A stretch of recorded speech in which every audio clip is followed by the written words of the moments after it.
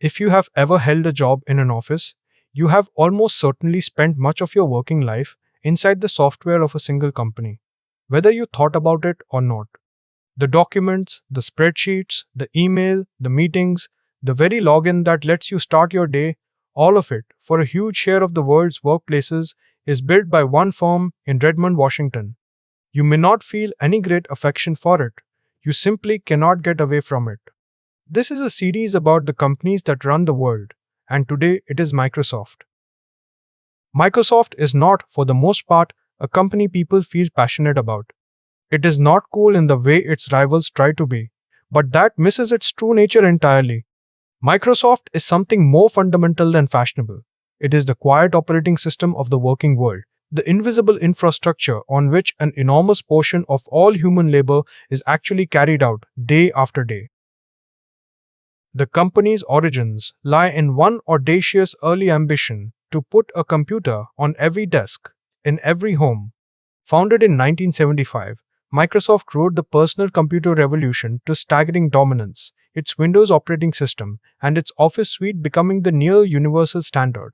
For a long stretch, to use a computer at all, for most people, simply meant using Microsoft.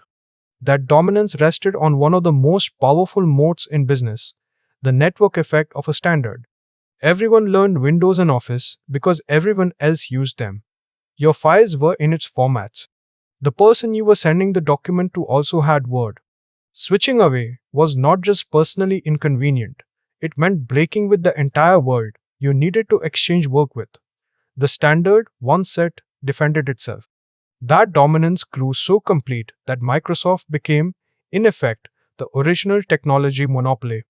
In the late 1990s, the United States government took it to court in a landmark antitrust case, accusing it of abusing its grip on the personal computer to smother competitors. Long before today's tech giants drew the eye of regulators, Microsoft had already been there, the first of the modern software empires to be accused of simply holding too much power. But being a giant is no guarantee of staying one, and Microsoft nearly proved it the hard way. Having conquered the desktop, it then stumbled, badly, through the next great wave. It missed the shift to mobile almost completely, with no meaningful presence on the phones that came to dominate computing. For a while, this once unstoppable titan looked slow, dated, and quietly in danger of becoming a relic of an earlier age. Then came one of the most remarkable second acts in corporate history. Under new leadership, around 2014, Microsoft stopped clinging to its old empire and reinvented itself around the cloud. Instead of defending Windows at all costs, it embraced a world of subscriptions and internet-based services, and built Azure into one of the two dominant platforms for corporate computing. The dinosaur it turned out could evolve. Part of that reinvention was a quiet but profound change in how the money worked. Microsoft shifted from selling you a boxed copy of its software once to renting it to you forever. Office became a subscription. Its tools moved into the cloud, built month after month. That transformation, from one-time sales to endless recurring revenue, helped propel Microsoft back to being, at times, the single most valuable company on the planet. But the most telling number about Microsoft is not its market value, enormous though that is. It is its sheer reach into the world of organizations. Its software runs inside a staggering share of all the businesses, governments, schools, and institutions on Earth. When you think about where the actual work of the modern world gets done, an astonishing amount of it happens quietly inside Microsoft's tools. Then, at exactly the right moment, Microsoft made an enormous bet on the future. It poured billions into a partnership with the leading artificial intelligence lab of the moment and moved quickly to weave that new intelligence into its products, from its search engine to the everyday tools that millions use at work. In doing so, it positioned itself, once again, at the very center of what may be the next great platform shift, the age of AI. Microsoft is, of course, attacked from every direction, and always has been. Google offers a rival suite of workplace tools and fights it in the browser and in AI. Much of the internet's underlying machinery runs on free, open-source software rather than Windows. Amazon leads it in the cloud, and Apple and Google own the phone entirely. And yet, in the one domain that matters most to it, the software that companies actually run their operations on, Microsoft remains deeply, stubbornly entrenched. Attacked on every flank, it has nonetheless held the ground that matters most, the desk where the work actually gets done. The reason is a moat made of pure inertia, the deepest kind of lock-in there is. Once an entire organization runs its identities, its email, its documents, and its security through Microsoft systems, moving away becomes a multi-year ordeal of terrifying risk and expense.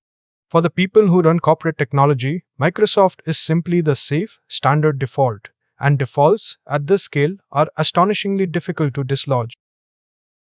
So we arrive at the question this series always asks of what would actually break if Microsoft vanished. And here the answer is stark. A very large fraction of the world's offices would, quite literally, struggle to function. The documents would be inaccessible. The email would fall silent. The logins would fail. The daily machinery of white-collar work across countless organizations is so deeply built on this one company's software that its sudden absence would be chaos. Which brings us to the uncomfortable question, in a distinctly workplace form. What does it mean for so much of the world's actual labor, and increasingly its artificial intelligence, to run through the software stack of a single corporation? The productivity it enables is real and immense. But the dependence is just as real, a quiet reliance so total that most organizations could not imagine, let alone execute, a life without it. To be fair, and it genuinely deserves saying, Microsoft earned much of this the hard way by being useful. Its tools, for all the grumbling, genuinely let vast numbers of people do their work, communicate, and collaborate. And its reinvention from a fading desktop monopoly into a cloud and AI powerhouse is one of the most impressive acts of corporate renewal ever pulled off, a giant that refused to die and instead learned to grow all over again. And that is the deeper lesson of this particular giant.